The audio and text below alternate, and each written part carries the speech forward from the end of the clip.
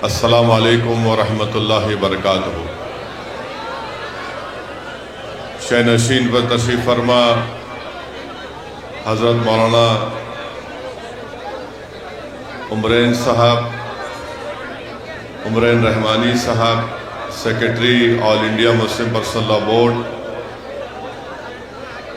इस जलसे के कन्वीनर रफ़ीउद्दीन अशरफी साहब, शहनशीन तशरीफ़ फरमा मौलाना महफूज़ुर रहमान साहब, आज के इस जलसे के एहतजाजी जलसे के तमाम अराकीन, इस्तक़बाला कमेटी के अराकीन, मोअज़्ज़िज़ हाज़रीन इकराम,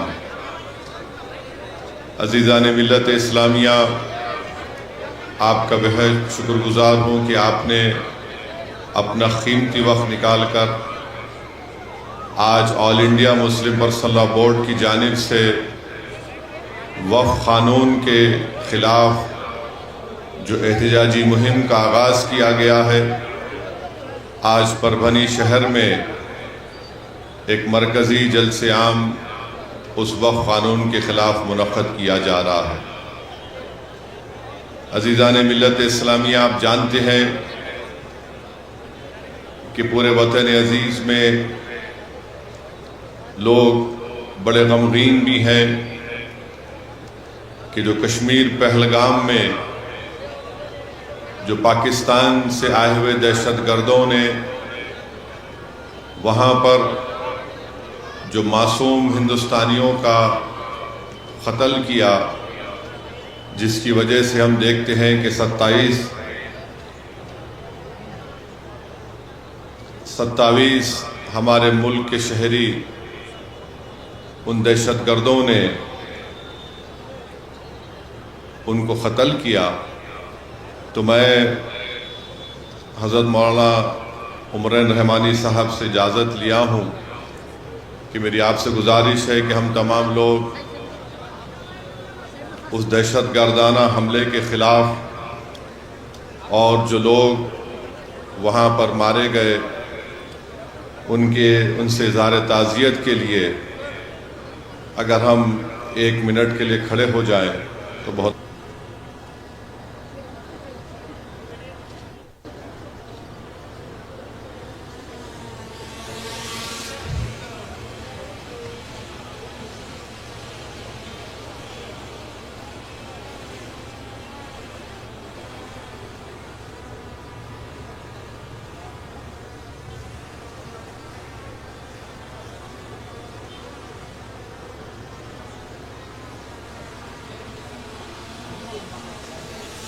शुक्रिया, बहुत बहुत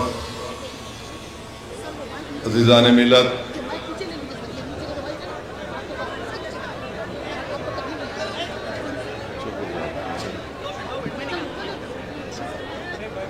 ये बांध में लगाए ना, इसलिए प्रॉब्लम है। हाँ हाँ, उसका वजन ज़्यादा है।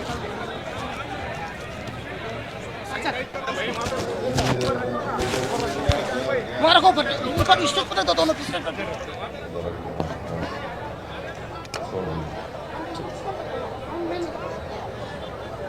अज़ीज़ान मिल्लत, इस दहशतगर्दाना हमले के खिलाफ कश्मीर से लेकर मुल्क के कोने कोने में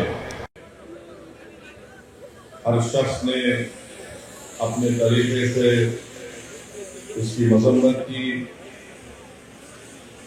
और अपने तरीके से इज़हार ताज़ियत भी पेश किया। कश्मीर की जामा मस्जिद में मीर वारिस ने, हज़रत मौलाना मीर वारिस ने भी जुमे के खुतबे से पहले मस्जिद के अंदर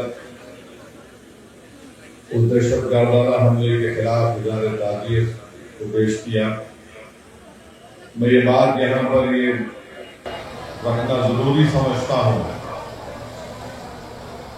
कि हम ये देख रहे हैं, बल्कि बरसों से देख रहे हैं कि पाकिस्तान से ट्रेंड याफ्ता दहशतगर्द हमारे वतन अजीज में आकर यहाँ पर दहशतगर्दी करते हैं और कई मासूम लोग अपनी जानें उसमें गंवा चुके हैं। पुलवामा हमने देखा, उरी हमने देखा, पठानकोट हमने देखा। पिछले साल जुलाई में वैष्णो देवी के करीब एक मुकाम पर 7 टूरिस्ट सैयाह को मार दिया गया।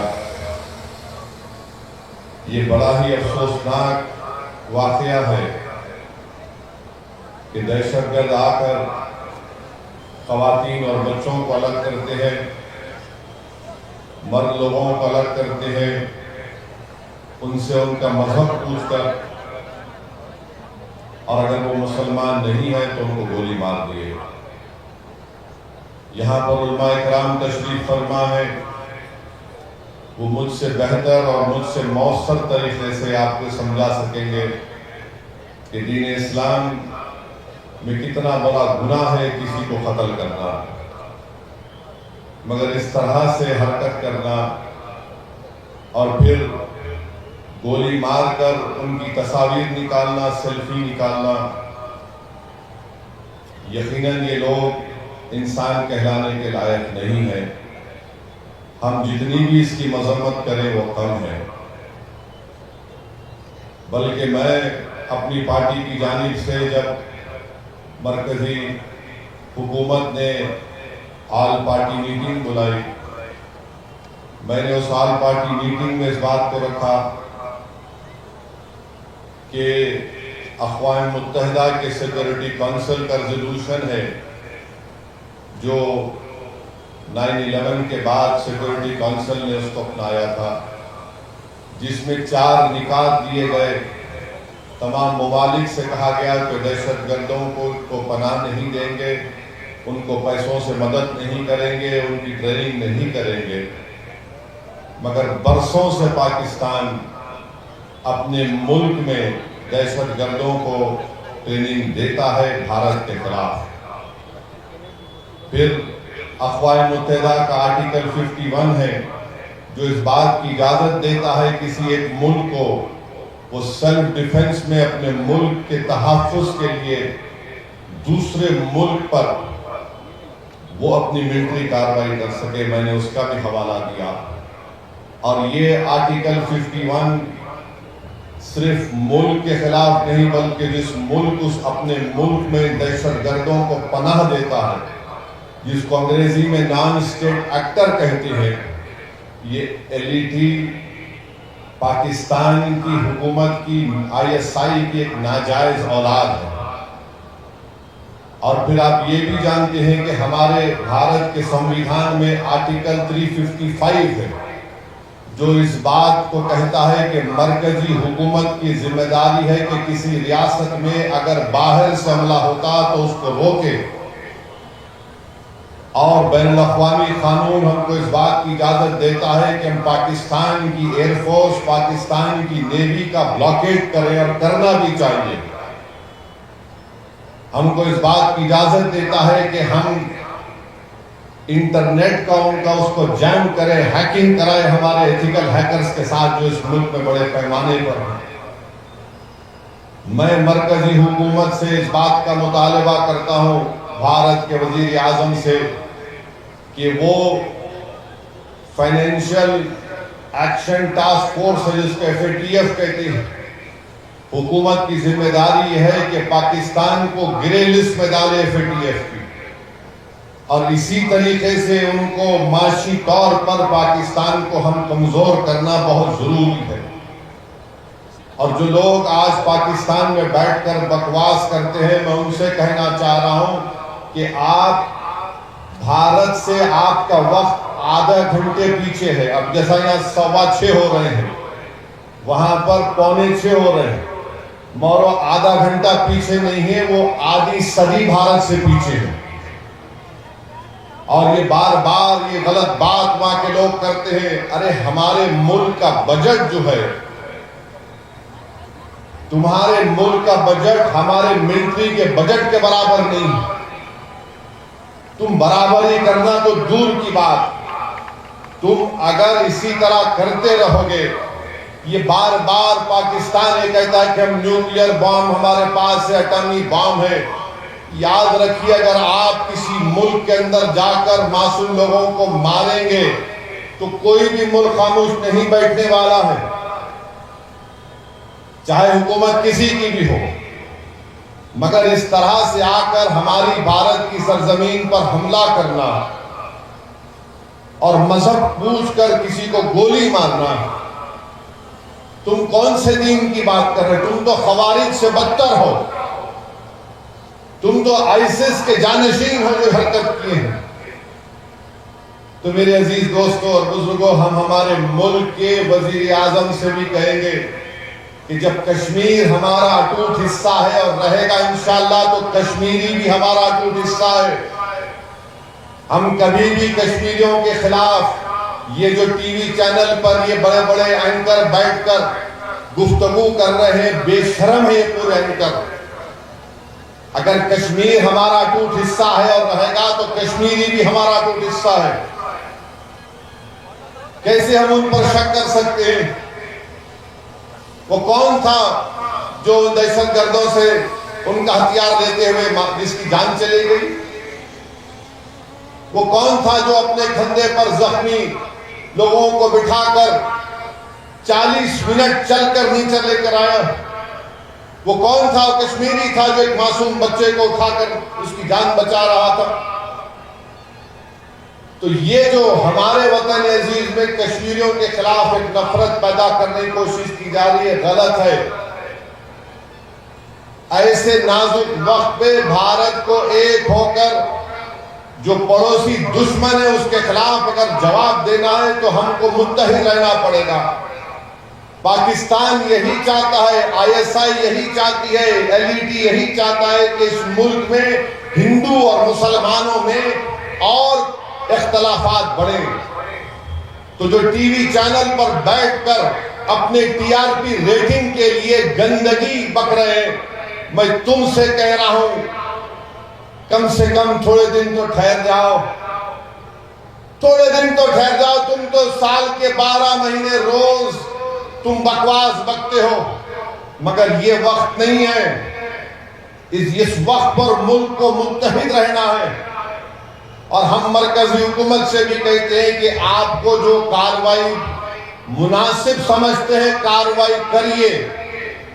और ये टीवी चैनल पर बैठकर एंकर बोल रहे ये करना चाहिए, वो करना चाहिए, महाशय और मोहतरमाओं से कह रहा हूं, वो आप नहीं करेंगे। आप तो स्टूडियो के एयर कंडीशन कमरे में बैठकर ज्ञान दे रहे हैं। अगर आपके बाजू एक पटाखा उठा तो नहीं मालूम क्या का आपका फट जाएगा जिस्म का। तो आप ज्ञान मत दीजिए। जो कार्रवाई मुनासिब समझती हमारी हुकूमत, हम उसकी तारीफ करते हैं। और हुकूमत को भी ये सोचना चाहिए कि कश्मीरियों के खिलाफ जो नफरत पैदा की जा रही है मुल्क के मुफाद में नहीं है। कश्मीरियों को, हमको उनके दिल को और उनसे करीब होना। हम मुल्क के हुक्मरानों से कह रहे हैं कि तुम्हारी डिटरेंस पॉलिसी पर तुम गौर कर लो। आपने सर्जिकल स्ट्राइक किया, हमने तायीद की। आपने बालाकोट किया, हमने तायीद की। आपने नोटबंदी की, कहा कि दहशतगर्दी खत्म हो जाएगी, मगर पड़ोसी मुल्क से लोग आ रहे हैं। तुम्हारी डिटरेंस पॉलिसी को देख लो। और अगर आपको मौसर कार्रवाई आप जो मुनासिब समझते करिए। पूरी अपोजिशन पार्टीज ने कहा कि करो, मगर ऐसी कार्रवाई करो कि दोबारा किसी भारतीय की जान ना जाए, कोई दहशतगर्द आकर यहां पर हमला ना करे। आप एक मौसर कार्रवाई करो। और बार बार मुझे तो मीडिया वाले बोल रहे कि पाकिस्तान के वो ऐसा बोले, वो ऐसा बोले। मेरे भाई, मुल्क बहुत बड़ा है। मैंने आपसे कहा कि पाकिस्तान हमसे आधी सदी पीछे है। तुम कुछ नहीं बना सकते वहां पर, ना तुम दवा बना सकते, ना तुम वहां पर टायर बना सकते, और तुम बड़ी बड़ी बातें करते हो। और तुम्हारा ही वजीर दिफा कह दिया कि मगरबी ताकतों के गंदे खेल का हम हिस्सा बने, तुम उनके गंदे खेल का हिस्सा बने हो, मगर अगर तुम भारत से गंदा खेलोगे तो उसी गंदगी में तुम जिंदगी भर रहोगे। याद रखो हमारी इस बात को, भारत में जो मुसलमान हैं, हिंदू हैं, ईसाई हैं, दलित हैं, आदिवासी हैं, हम अपने सियासी इख्तलाफात है और रहेंगे, मगर ये मुल्क ना बीजेपी का है ना असदुद्दीन ओवैसी का, ये मुल्क 133 करोड़ जनता का है। और अगर कोई इस मुल्क के खिलाफ इस तरह के दहशतगर्दी करेगा तो मुल्क एक शीशा पिलाई हुई दीवार की तरह पहले भी खड़ा था और आज भी खड़ा है। तुम हमारे इत्तेहाद को तोड़ नहीं सकते। हमारे बुजुर्गों ने 47 में जिना के पैगाम को अपनी जूती पर रखकर उसको ठुकरा दिया था। तुम्हारा टू नेशन की थियरी नाकाम साबित हुई। तुम्हारे पास गड़बड़ है, बलूचिस्तान में गड़बड़ है, तुम्हारे पास टीटीपी का मसला है, तुम उसकी तरफ देख लो, वरना याद रखो बहुत से कार्रवाई हो सकती है और होगी इंशाअल्लाह ताला। तो मेरे अजीज दोस्तों और बुजुर्गों, ये बात को बयान करना बहुत जरूरी था। अब मुल्क के अंदर के हालात पे बयान कर रहा हूं। अंदर के हालात ये हैं कि हम अपने वजीर आजम से कहना चाह रहे हैं कि आप तारीख में अपना कैसे नाम लिखाना चाहते हैं, एक सियासतदान के तौर पर या स्टेट्समैन के तौर पर। अगर मोदी स्टेट्समैन के तौर पर इस दुनिया में, इस मुल्क की सियासत में नाम अपना लिखवाना चाहते हैं तो नरेंद्र मोदी को अगर मौर्य को उनको सिर्फ सियासतदान के तौर पर ना लिख दे बल्कि स्टेट्समैन के तौर पर लिखे, तो हम नरेंद्र मोदी से कहना चाह रहे हैं कि आपको वक्फ का कानून वापस लेना पड़ेगा। अगर आप नहीं लेंगे तो आप स्टेट्समैन नहीं, सिर्फ एक पॉलिटिशियन कहलाएंगे आप। इसलिए कि ये ऐसा कानून है, नारा लगाएंगे और आखिर में लगाएंगे। पाकिस्तान को भी पहुंचना हमारी आवाज और दिल्ली नरेंद्र मोदी को भी कान तक पहुंचना लगाएंगे। ये ऐसा कानून है जो मुसलमानों की मजहबी शनाख्त पर, हमारे ईमान पर हमला करता है। जो ऐसा कानून बनाया गया जो हमसे अपनी मसाजिद को, दरगाहों को, खानकाहों को, कब्रस्तानों को, ईदगाह की जमीन को छीनने के लिए इस तरह का कानून बनाया गया। हम इस तरह के कानून को मुस्तरद कर चुके हैं। मैंने आप तमाम की तरफ से भारत की पार्लियामेंट में बीजेपी के 300 एमपियों के सामने कहा कि ये काला कानून है, मैं इस काले कानून को फाड़ता हूं, हम इसको मुस्तरद करते हैं। और काला कानून इसलिए है कि नरेंद्र मोदी ने कानून इसलिए बनाया ताकि मुंबई में जो भारत का सबसे दौलतमंद आदमी है, जिसने एक यतीम खाने पर जो वक्फ है, आगा खानी यतीम खाने पर इस दुनिया के दौलतमंद आदमी ने अपना महल वहां पर तामीर कराया। उनका मुकदमा सुप्रीम कोर्ट में चल रहा है। तो नरेंद्र मोदी ने अपने यार को फायदा पहुंचाने के लिए इस कानून में सेक्शन 2C को ला लिया और कहा कि कानून बनने से पहले जो ट्रस्ट होगा और इस कानून के बाद जो ट्रस्ट होगा वो वक्फ नहीं होगा, क्योंकि उस दौलतमंद आदमी ने आगा खानी वक्फ ट्रस्ट से जमीन को 22 करोड़ में खरीदा। तो यह कानून मोदी अगर किसी को फायदा पहुंचा रहे हैं तो अपने दोस्तों को फायदा पहुंचा रहे हैं।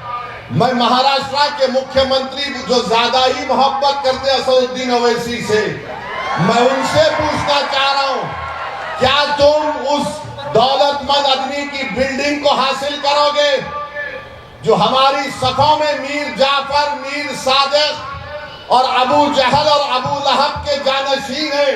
मैं तुमसे पूछ रहा हूं, क्या तुम जाकर उस बिल्डिंग को हासिल करोगे जो यतीम खाने पर बनाई गई है? मगर कानून ऐसा बना दिया गया कि जैसे ही सुप्रीम कोर्ट ने अपना फैसला सुनाया, वो शख्स सेक्शन 2C के तहत उस यतीम खाने का मुकम्मल मालिक बन गया और हम उस जायदाद को खो दिए। ये कानून बनाया गया।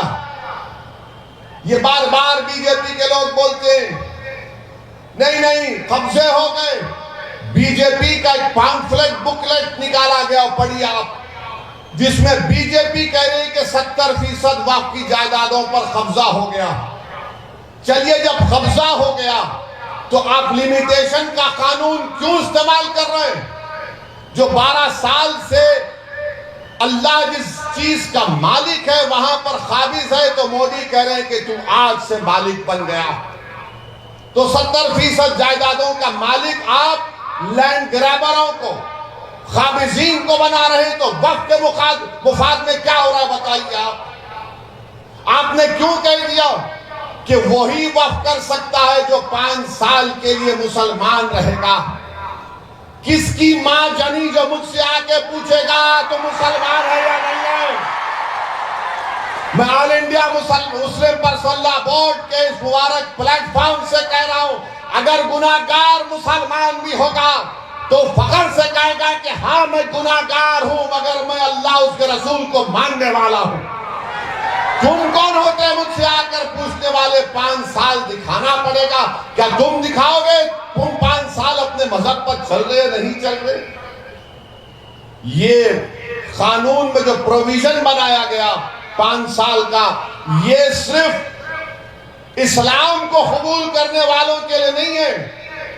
अगर आप में से कल कोई जायदाद वक्फ को देना चाहता है तो कलेक्टर साहब बोलेंगे तुम 5 साल से इस्लाम पे चल रहे नहीं चल रहे। अब ये और बात है कि कलेक्टर साहब को दीन इस्लाम के अहकामात के बारे में कुछ नहीं मालूम होगा। क्या कलेक्टर साहब ये तय करेंगे कि दाढ़ी मोदी के बराबर होनी चाहिए या ओवैसी के बराबर होनी चाहिए कि प्रैक्टिसिंग मुसलमान है? अच्छा, अगर कोई हमारी बेटी या हमारी बहन या हमारी कोई खातून देना चाह रही तो कौन डिसाइड करेगा? कौन जाकर देखेगा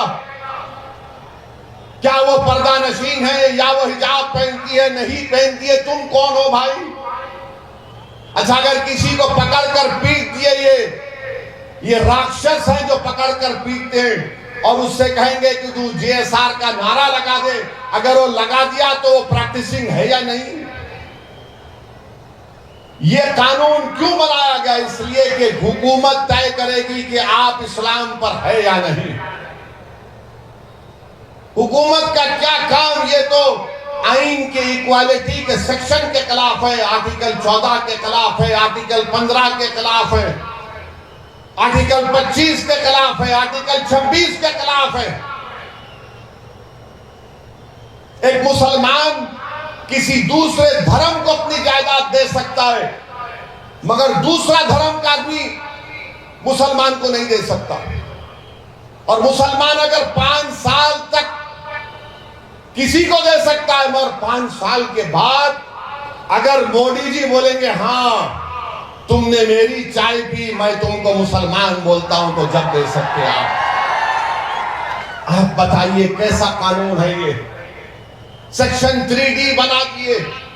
जितने आसार खदीमा के तहत मसाजिद हैं, दरगाहें हैं, खानखाएं हैं, इमाम बाड़े हैं, कानून ये कह रहा है कि वक्फ नहीं है वो, तो क्या आप छीन नहीं रहे? आप तो छीन रहे। ASI कब आया? ASI 110 साल पहले आया होगा।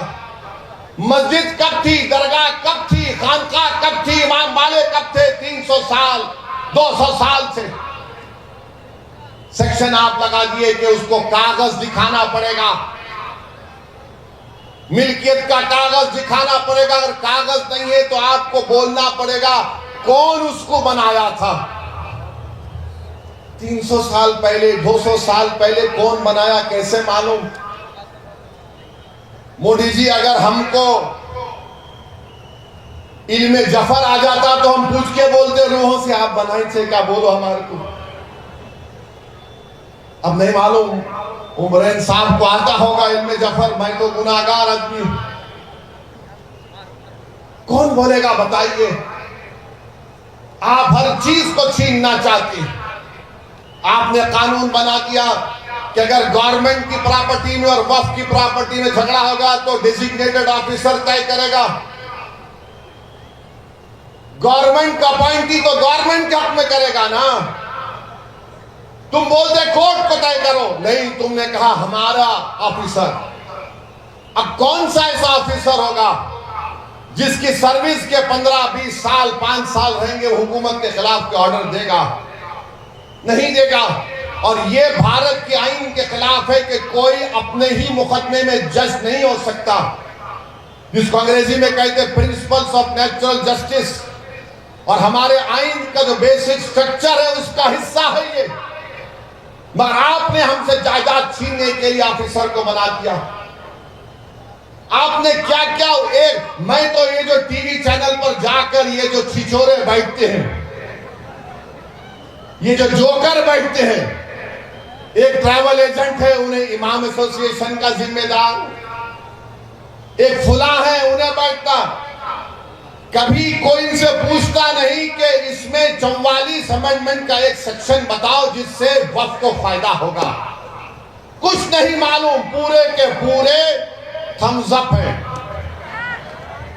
एक हमारा प्रधान है जिसकी डिग्री नहीं है मगर इनके पास तो कागज भी नहीं है,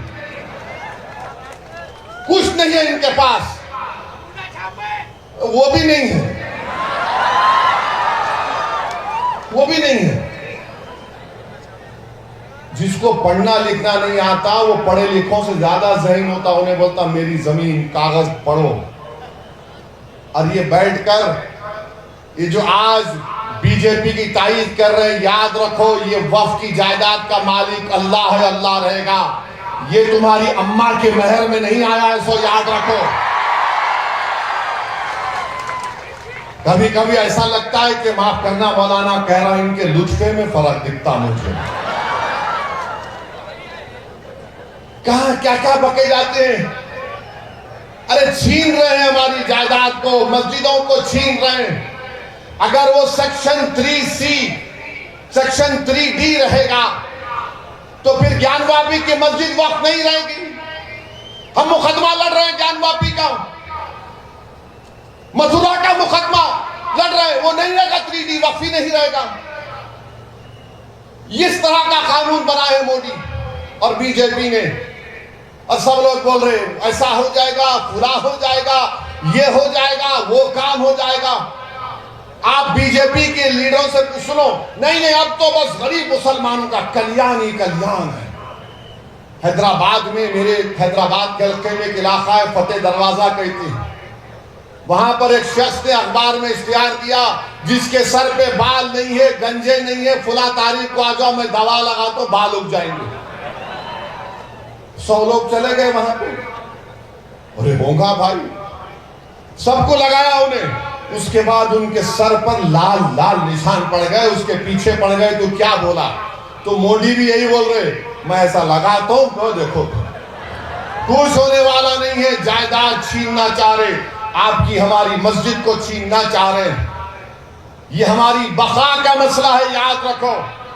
अगर आज हम इस काले कानून के खिलाफ आईन के दायरे में रहकर पुरअमन तरीके से एहतजाज नहीं करेंगे तो फिर हम बहुत सी जायदादों को खो देंगे। आप दिल्ली में 120 प्रॉपर्टीज को हम जो वक्फ की है, सच्चर कमेटी ने कहा 2008 में उसकी लागत 7,000 करोड़ है, 2025 है। मोदी कहते नहीं है वो वक्फ की नहीं है, गवर्नमेंट की है। आप बताइए गवर्नमेंट का कब्रिस्तान हो सकता है क्या? क्या गवर्नमेंट की मस्जिद हो सकती है क्या? पार्लियामेंट के सामने की मस्जिद को मोदी कहते हैं वो मस्जिद मेरी है, हुकूमत की है। उस मस्जिद का इमाम कौन है जिसको दिल्ली वक्फ बोर्ड ने तकर्रुर किया, जो रामपुर के MP है। अगर यह कानून रहेगा तो कल पार्लियामेंट के सामने की मस्जिद पर नोटिस लग जाएगी, ये गवर्नमेंट प्रॉपर्टी है।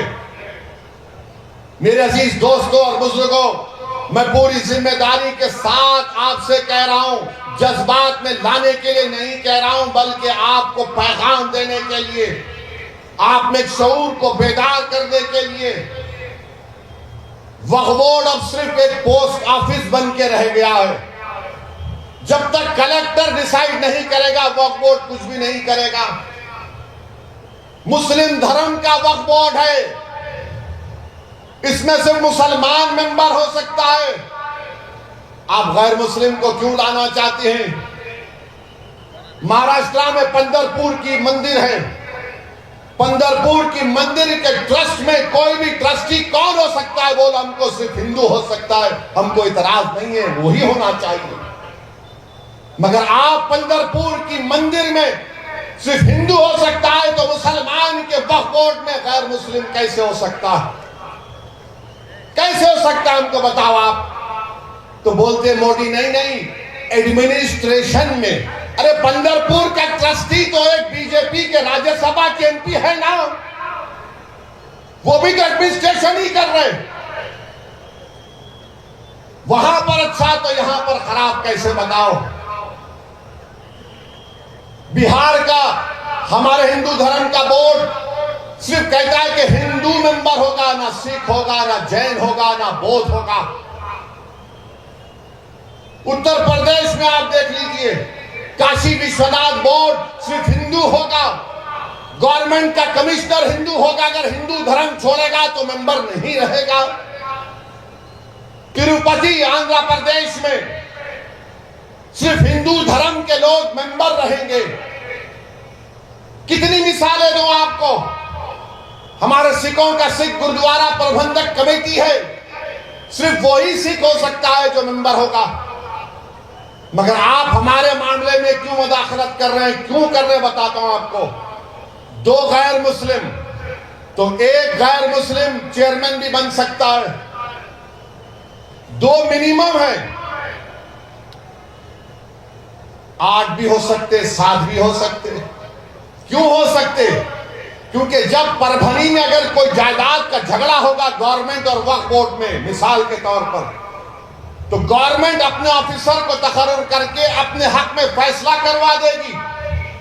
कलेक्टर को ऑर्डर होगा म्यूटेशन करो, और वक्फ बोर्ड में तो पूरे मोदी जी के चाय पीकर बैठने वाले हैं, वो सब खामोश बैठ जाएंगे, उसके खिलाफ कोई आवाज नहीं उठाएगा। हाँ ये वक्फ की प्रॉपर्टी नहीं थी। याद रखिए ये मंसूबा है। और जैसा कि सदर all India Muslim personal board ने कहा कि वक्फ हमारे लिए मुसलमानों के लिए एक इबादत है, हम अपनी इबादत से महरूम हो जाएंगे। कहां जाकर रुकेगा ये मुल्क? आप 2 गैर मुस्लिम को रिजर्वेशन दे रहे हैं। हमको रिजर्वेशन बोल के नाम आया तो नहीं दे सकते, मगर आप दे रहे हैं 2 को। सेंट्रल वक्फ काउंसिल में 11 गैर मुस्लिम को आप बना सकते हैं। क्यों बनाना चाहते हैं आप? ताकि हमारी मजहबी शनाख्त को खत्म करके रख दिया जाए। तो मेरे अजीज दोस्तों और बुजुर्गों, हम तमाम को मुत्तहिद रहना पड़ेगा। मैं परभनी में महाराष्ट्र की सरजमीन से कह रहा हूं, 2 भाई अलग अलग पार्टी में थे। 2 भाई अलग अलग पार्टी में थे। अब दोनों क्या बोल रहे हैं? हम मिलके काम करने का सोच रहे हैं, मिलके काम करने का सोच रहे हैं। तुम्हारा मेरा रिश्ता खून का नहीं है, तुम्हारा मेरा रिश्ता उस रब्बे करीम ने जो जोड़ दिया है कलमे की बुनियाद पर।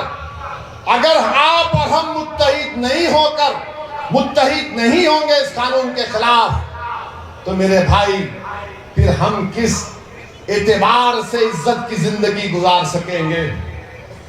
जब 2 भाई दूसरी पार्टियों में हैं, खून भी एक है, वो कह रहे हैं कि मोदी से मुकाबला करना है, महाराष्ट्र को बचाना है, तो हम एक हो सकते। मैं तुमसे कह रहा हूं, अल्लाह जिस चीज का मालिक है, तुमको मुझसे ना इत्तेफाकी है, तुम मुझे पसंद नहीं करते, कोई बात नहीं। ये काज बड़ा है, ये लड़ाई बड़ी है। वक्फ का मामला है जिसका मालिक अल्लाह है, और मस्जिद अल्लाह का घर है। तो मेरे अजीज दोस्तों और बुजुर्गों, मुत्तहिद रहिए, अपने इत्तेहाद को मजबूत करिए, अपने मसलक पर चलिए जरूर, चाहे आप देवबंदी हो, बरेलवी हो, अहले हदीस हो, शिया हो, बोरी हो, मगर याद रखिए जिस चीज का मालिक अल्लाह है, ये हमारे मसलक का मसला नहीं है, ये मिल्लत का मसला है। ये मसलक का मसला नहीं है, ये अल्लाह की जायदाद को बचाने का मसला है। तो आपको और हमको अपने छोटे छोटे इख्तलाफात को बाला ताक रखकर हमको उठना है, और हम उठ चुके हैं। हम भारत के वजीर आजम से भी कह रहे हैं कि आप इस कानून को वापस लेना पड़ेगा। हम जिद्दोजहद करते रहेंगे।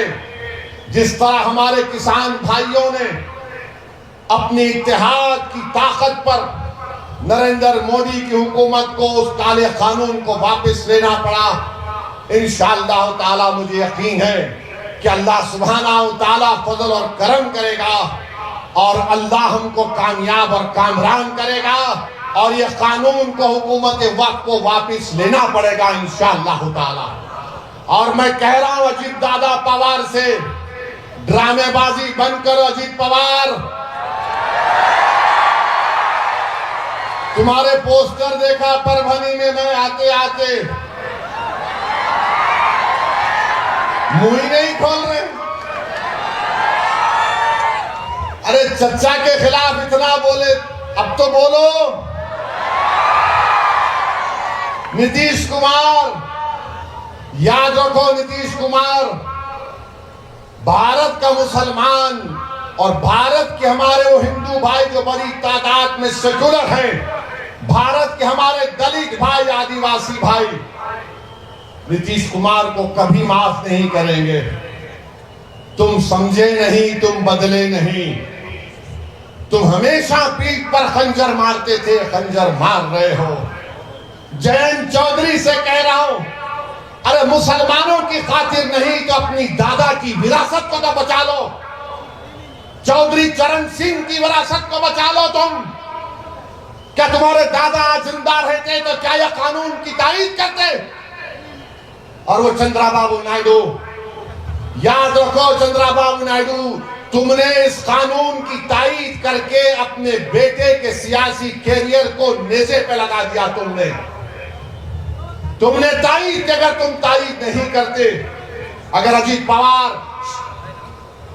नीतीश कुमार, चंद्राबाबू नायडू, जयंत चौधरी और चिराग पासवान, रामविलास पासवान के बेटे क्या कर रहे हैं लोग, याद रखो नुकसान आपका होगा। इस मुल्क में इख्तिदार किसी के पास हमेशा नहीं रहेगा।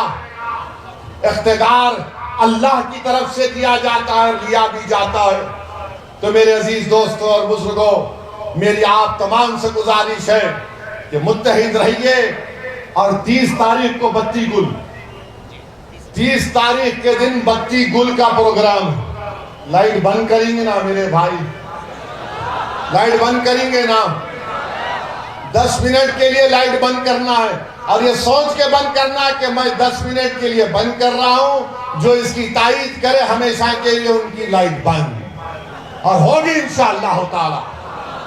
कि आप तमाम मुस्लिम पर्सनल लॉ बोर्ड के एहतजाजी प्रोग्राम की तारीफ करते हैं, तो नारा लगाइए मेरे साथ। पहला नारा पाकिस्तान के लिए, नारे तकबीर, नारे तकबीर।